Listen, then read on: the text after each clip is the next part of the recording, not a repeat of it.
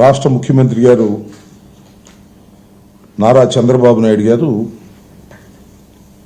పోలవరం ప్రాజెక్టును సందర్శించి మీడియాతో మాట్లాడారు. బహుశా చంద్రబాబు నాయుడు గారు ముఖ్యమంత్రి మొన్న అయిన తర్వాత ఇది రెండవసారి ఆయన పర్యటన తర్వాత ఆయన మీడియాతో చాలా సుదీర్ఘంగా మాట్లాడారు. కానీ దానిలో కొన్ని విషయాలు చూస్తే కొంత ఆశ్చర్యం వేసింది. వయసులో చాలా పెద్దవారు, అనుభవంలో చాలా పెద్దవారు, రాష్ట్రానికి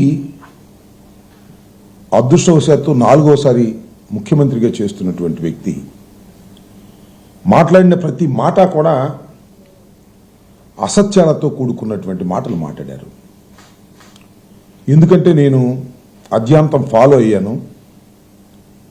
మాజీ ఇరిగేషన్ మంత్రిగా ఆ ప్రాజెక్టులో ఏం జరిగిందో నేను 2.5 సంవత్సరాల పాటు ప్రత్యక్షంగా చూశాను.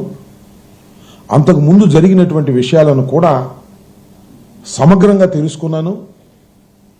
మళ్ళా ఇప్పుడు జరుగుతున్న విషయాలను కూడా తెలుసుకునే ప్రయత్నం చేస్తున్నాను.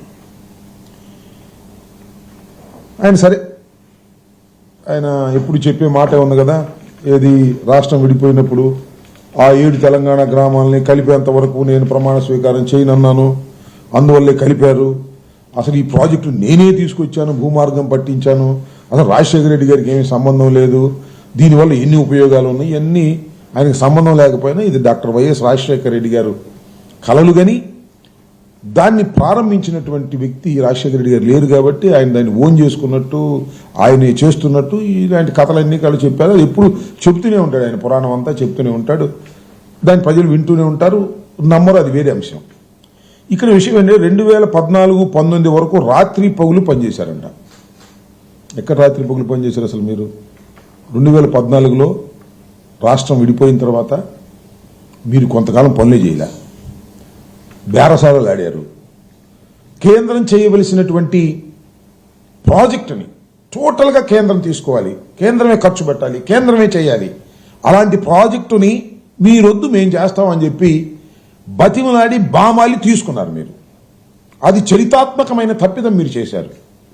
పైగా 16లో తీసుకుంటూ 13-14 రేట్లతో మేము పూర్తి చేస్తామనేటువంటి మాటతో మీరు తీసుకుని పెద్ద తప్పిదం చేసినటువంటి వ్యక్తులు మీరు, నారా చంద్రబాబు నాయుడు గారు. అదేమంటే స్పీడ్ గేట్లు మేమే అమర్చామని చెప్పారు. స్పిల్వే గేట్లు ఉంటాయి కదా, ఆ గేట్లు మేమే అమర్చామని చెప్పారు. నవ్విపోతారు. ఎందుకు ఇంత పశ్చిమాబద్ధం ఆడుతున్నారు? అసలు స్పిల్వేనే మొత్తం పూర్తి చేయలేదు మీరు. గేట్ల సంగతి దేవుడు ఎరుగు. స్పిల్వే టాప్ అసలు పూర్తి కాల, పునాదులు కొద్దిగా పైకి వచ్చింది. మేము వచ్చిన తర్వాత పునాదు నుంచి పైకి తీసుకొచ్చి, ఇప్పుడు చంద్రబాబు నాయుడు గారు వెళ్ళారే స్పిల్వే మీదుగా కార్లు వేసుకొని, దాన్ని మేము పూర్తి చేశాం. స్పిల్వే గేట్లు మేము అమర్చాం. వైఎస్ఆర్ కాంగ్రెస్ పార్టీ అధికారంలోకి వచ్చిన తర్వాత అమర్చాం. కానీ చంద్రబాబు నాయుడు గారు ఏంటంటే స్పిల్వే కొద్దిగా పైకి లేవగానే పెద్ద రేకు తీసుకొచ్చి అక్కడ పెట్టి భజన చేశారు. ఎందుకు ఇంత పచ్చి అబద్ధాలు ఆడుతున్నారు? అంటే మీకు మీడియా బలం ఉందని, మీకు చెప్పేటటువంటి ఛానల్స్ ఉన్నాయని, రాసేటటువంటి పత్రికలు ఉన్నాయని పచ్చి అబద్ధాలు చెప్పడానికి అది నాట్ ఫీలింగ్ షై. మేము చేసిన పనులు మీరు చేసామని చెప్పుకునేటువంటి కార్యక్రమం మీరు ఇవాళ చేస్తున్నారు. అదేమంటే 72% అంటాడు. ఎక్కడి నుంచి తీసుకొచ్చాడు లెక్క నాకు అర్థం కాల. 72% పూర్తి చేశాం. 72 కాదు, 50% కూడా మీరు పూర్తి చేయలే. ఇది వాస్తవం. నేను ప్రత్యేకంగా చెప్పాల్సిన అవసరం లేదు. కానీ మొన్న ఈ మధ్యనే ఆయన ప్రభుత్వం వచ్చిన తర్వాతే నిపుణుల కమిటీ వచ్చి వెళ్ళింది. కెనడాకు సంబంధించిన వారిద్దరు, అమెరికాకు సంబంధించిన వారిద్దరు, ప్రపంచంలోనే ప్రాజెక్టుల మీద పెద్ద అవగాహన కలిగినటువంటి వ్యక్తులు వాళ్ళు వచ్చి పరిశీలించి చాలా స్పష్టంగా చెప్పారు, ఇవన్నీ తప్పులు చేశారు. ఎవరు తప్పులు చేశారు? చంద్రబాబు నాయుడు గారు అధికారంలో ఉన్నప్పుడు 2014-19 మధ్యలోనే తప్పిదాలన్నీ జరిగాయని చెప్పారు. ఇంకో మాట అంటాడు చంద్రబాబు నాయుడు గారు, అబద్ధం, అసత్యం, అవలీలగా చెప్పగలిగినటువంటి సామర్థ్యత కలిగినటువంటి వ్యక్తి ఈ భారతదేశంలో ఎవరన్నా ఉన్నారంటే పొలిటీషియన్స్ లో అది నారా చంద్రబాబు నాయుడు గారు అని చెప్పడంలో ఏ విధమైన సందేహం లేదు. ఏమంటాడు? అధికారంలోకి మేము వచ్చిన తర్వాత అంట కాంట్రాక్టర్ని మార్చేసామంట. కాంట్రాక్టర్ మార్చేయటం వల్లనే డయాఫ్రమ్ వాల్ కొట్టుకుపోయిందట.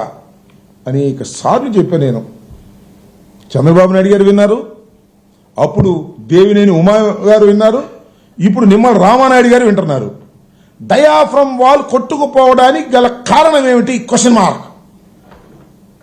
ఆలోచించమని మనం చేస్తున్నా. ఒకటే సింపుల్, కాఫర్ డ్యాములు కంప్లీట్ కాకుండా డయాఫ్రమ్ వాల్ వేశారు. అదేమంటే చంద్రబాబు నాయుడు గారు చెప్తున్నాడు డయాఫ్రమ్ వాల్ 414 రోజుల్లో పూర్తి చేశాం. ఏమి లాభం? సింగడు అద్దంకి వెళ్ళి ఇచ్చాడన్నట్టుగా